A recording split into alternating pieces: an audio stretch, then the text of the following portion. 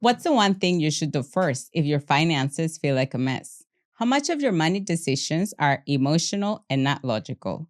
What's one small money habit that could change your entire future? Welcome to Session and Secrets.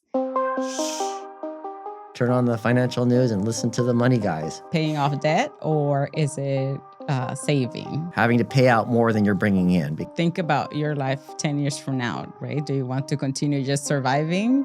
Put some money into stocks as a youngster. Really wants that pair of shoes or that purse and that, immediate satisfaction. Thrift stores, and some of the stuff they have there is almost as good as the Macy's or the Nordstroms. And to talk about all this, I'm here with a very special guest, Bryce Jacobsen. Welcome, Bryce. Hi, Luisa. And tell me a little bit about yourself, Bryce. Well, first of all, thank you for having me. It's a pleasure to be here. I'm a senior financial analyst for a large aerospace company. I've been doing it for about 20 years. I've really gotten good with budgeting and forecasting and accounting. And basically, I just feel like it's something that I'm just naturally good at. So I have a USC MBA, and I'm very interested in all things finance. So the first thing I do when I get up in the morning is I turn on the financial news and listen to the money guys. So it's just something I'm very passionate about, and I'd like to share any insights I might have with your audience. Well, thank you for coming. So, Bryce, financial stress can keep you up at night, can cause a lot of anxiety, and even create a lot of problems in relationships. So, what is financial health? Financial health is different for everybody. It's a very individual thing. But for me, it's just being able to put your head on the pillow at night and get a good night's sleep, not worrying about, bill collectors and, different, tax situations and being, stressed about where your next meal is coming from. Just living within your means and feeling like you're in control of your finances is what's financial health to me. Does it go beyond just having money in the bank? What do you think? It does. To me, it's a mindset of as if you're your own company. You're a walking McDonald's or a Coca-Cola, and you're going to try to maximize your profit. In other words, your savings by number one, increasing your revenues, which is your paycheck in most cases, and then reducing your expenses to a comfortable lifestyle. So different expenditures that you want to keep an eye on it. And just being able to maximize that difference between the income and your expenses is really the goal. Right. I think the marginal revenue, right? That's right. I remember that from my business class. You want to have a positive ROI. Yes. So what does that mean, positive ROI? You want to be, you want to have an income. You want to have an income in your life, and you're not always in the red. You're not always having to pay out more than you're bringing in, because that's going to cause a lot of stress, and you're not going to really have a full life if you're in that debt position. But life is so expensive, right? And sometimes it's hard to have that, cushion of green or black and not being the red. How do we know what's first? Is it paying off debt, or is it saving?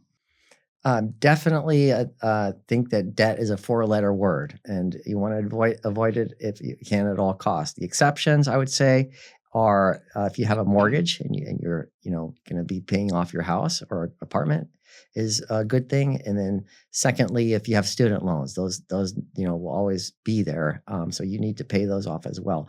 But anything outside of that, I would not. I would try to do everything you can. Eat beans and rice.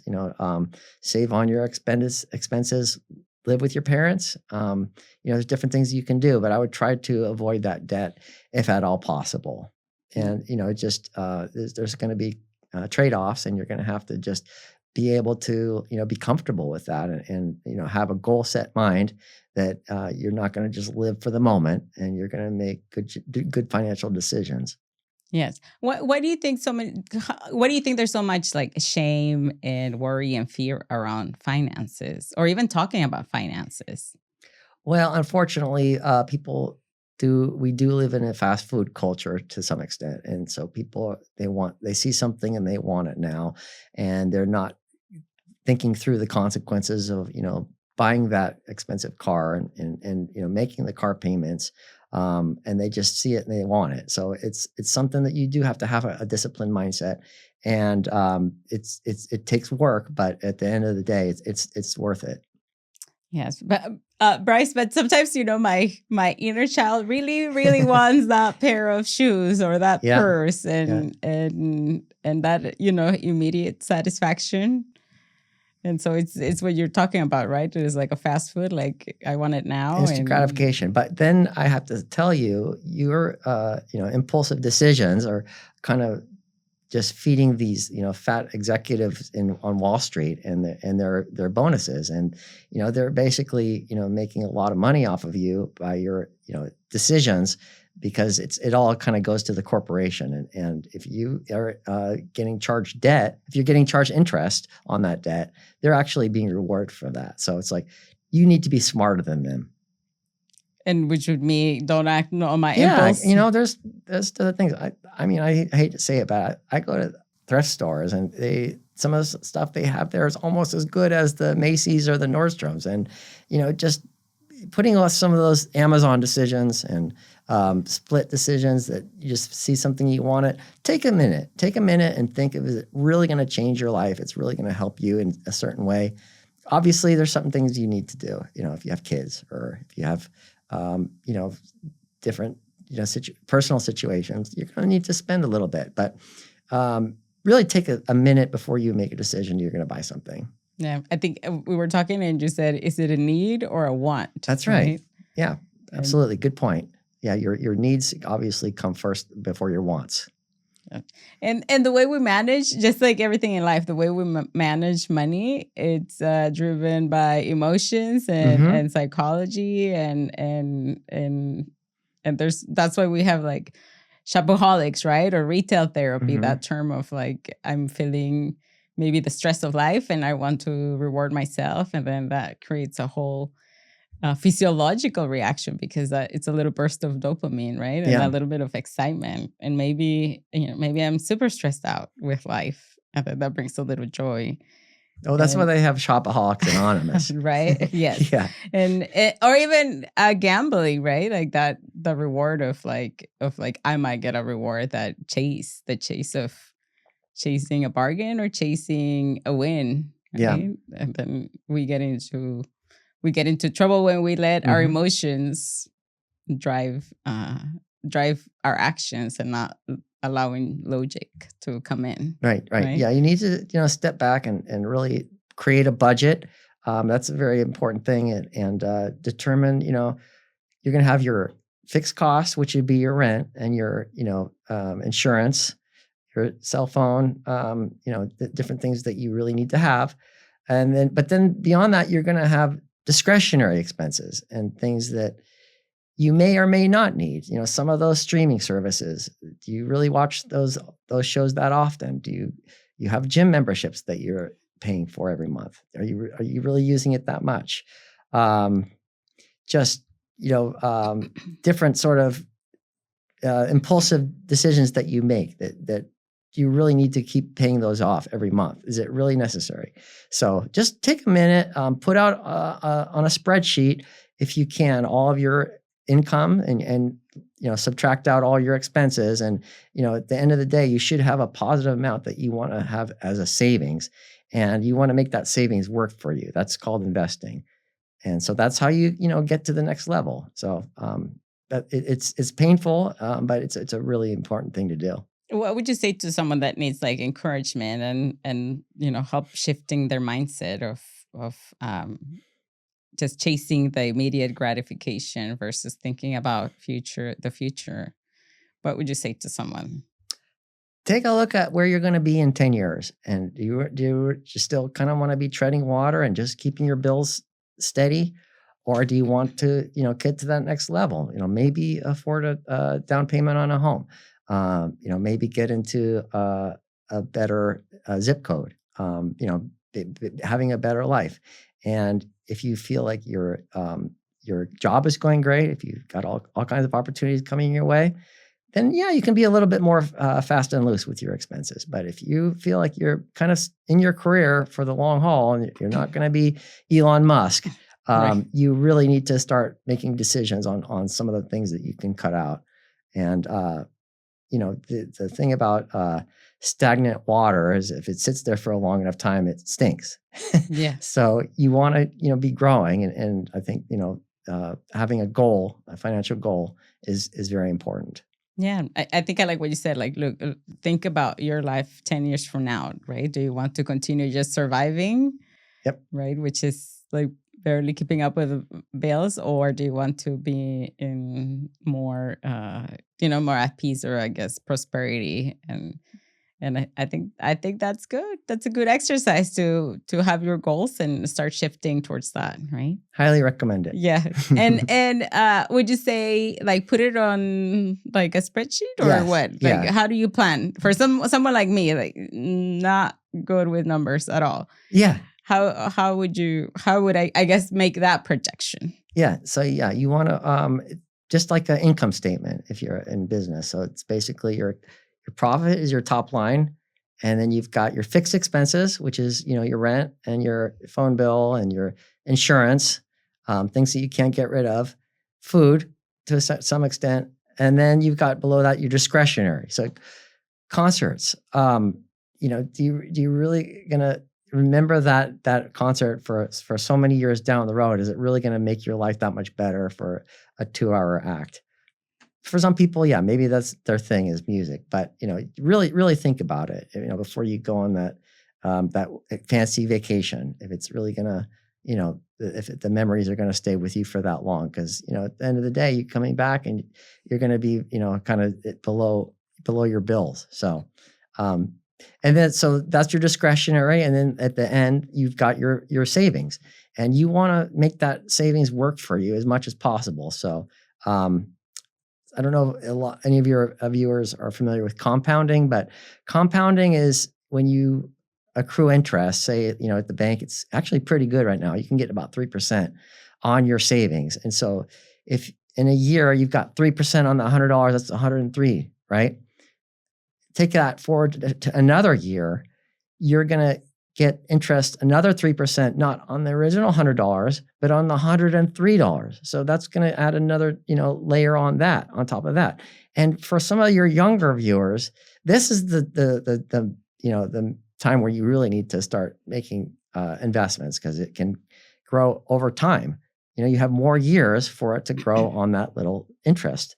So everything you can do to put money away is going to be good. What if you feel like you're already behind, and maybe not in your 20s, more like your late 30s or early 40s, and you feel like, okay, I'm already behind? Tough. What do you think? Tough. Yeah, it happens. People have medical expenses and things happen, but we're in a very high cost state, California, and if you have any relatives that are living in lower cost states, there's a lot of people moving out of California. So that's something to consider, a lower cost state. And just like I say, beans and rice, cut out all those expenses, get rid of those credit cards, those things that allow you to do those impulse buys, just get rid of them. Just start at the lowest end. And it's okay, it's gonna take time. Give yourself some grace, but at the end of the day, you're gonna have to start really, really cutting back. Yeah. So how do you think you can turn like a financial stressor into a strategy? Good question. You want to have a goal, so it doesn't necessarily have to be you're going to live in the Hollywood Hills. It can just be something tangible that you can say, yes, I can achieve this.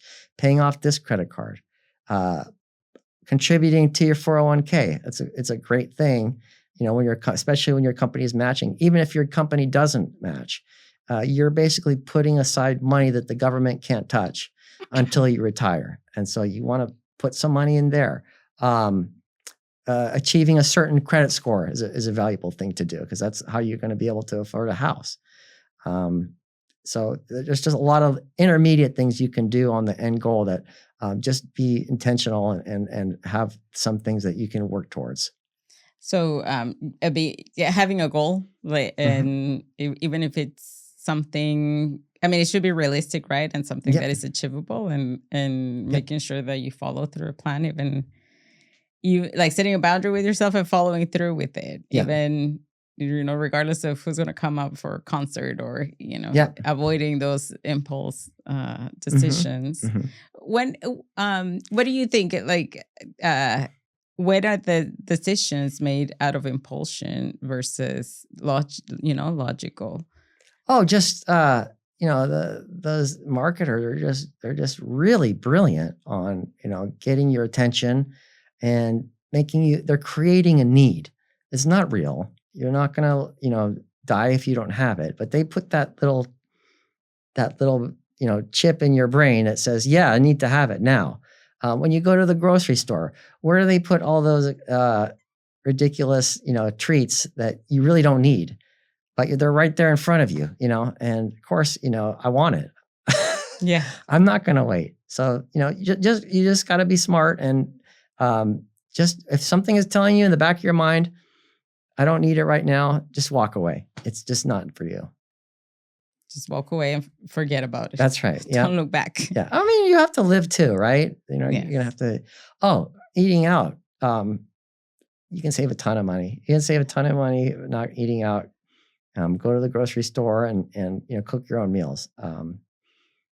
That's one of the things that I do a lot. Yeah, me too. Cooking. I've been like eating home more. Yeah. And what do you think? What are some of the most common mistakes people make that are very costly, or with their money? Living beyond their means.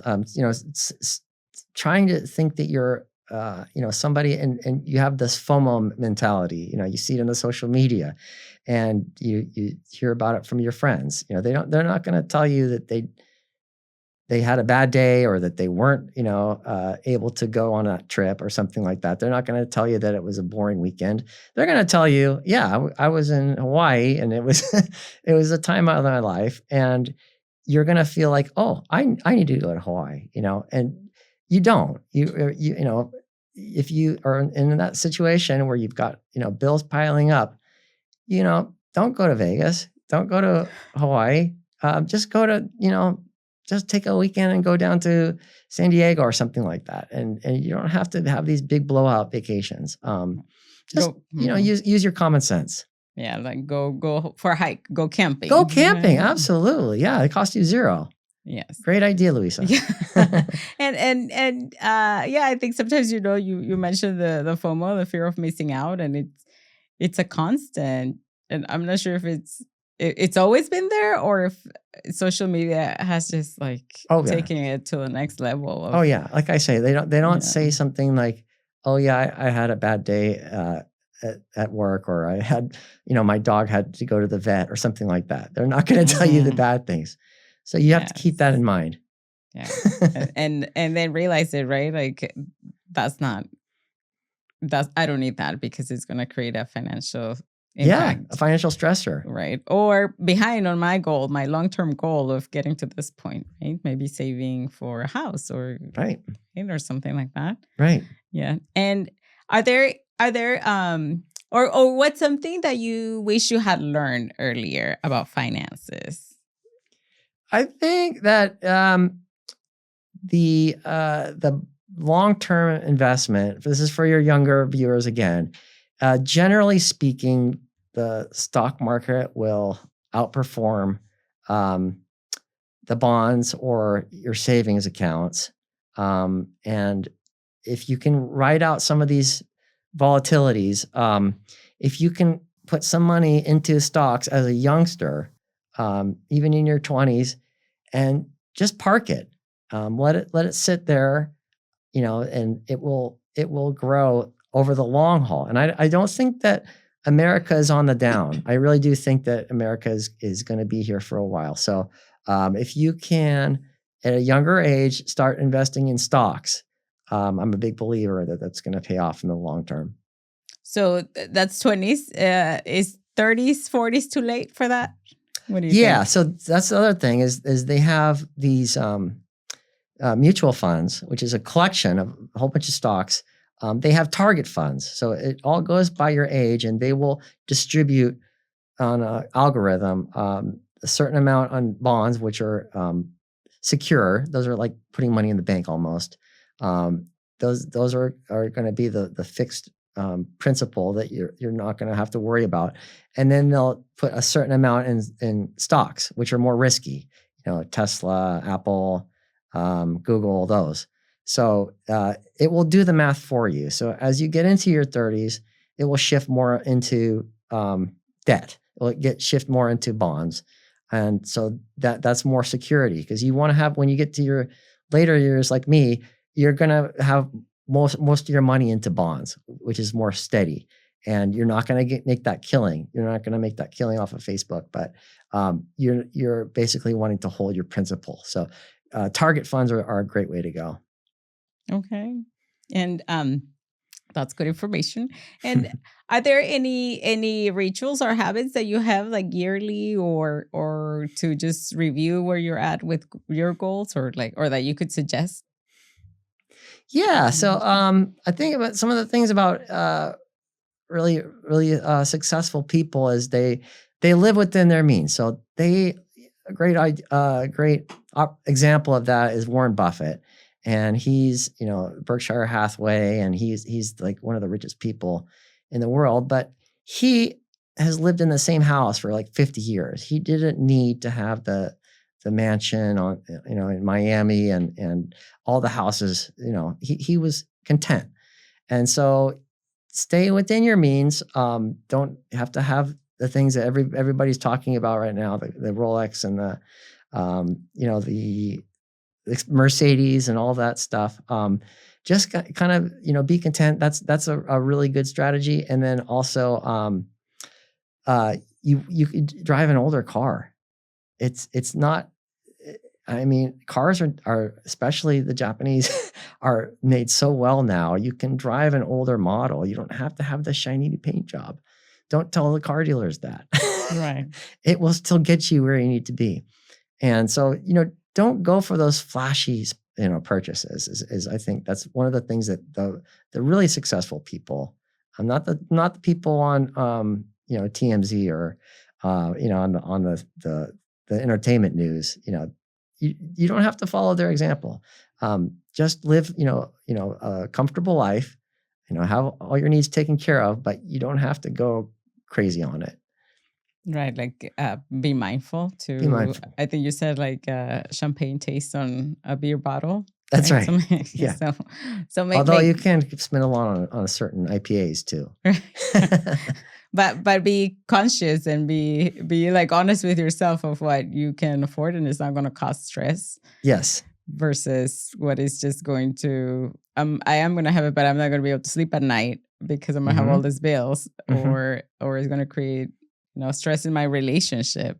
Yeah. It's another thing is you want to have somebody that's kind of on the same financial game plan as you in your relationships. If you've got a significant other that wants to be in the limelight, they want to be at the clubs, they want to have all that glitzy lifestyle. If you're a financial, person, you might not want that. You might want somebody who's a little bit more grounded, who's going to support you, because there will be those times where you're going to want to, start saving instead of, spending. Yeah, no, for sure. Financial stress is like one of the top reasons people divorce. Absolutely.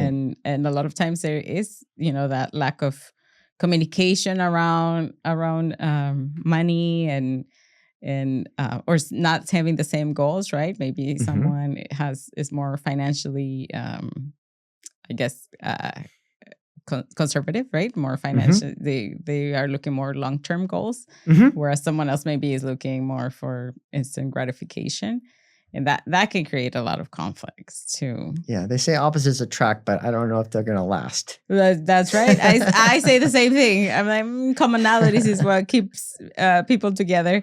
But how can what's something that maybe someone could do today or start today to have a better to improve their financial health?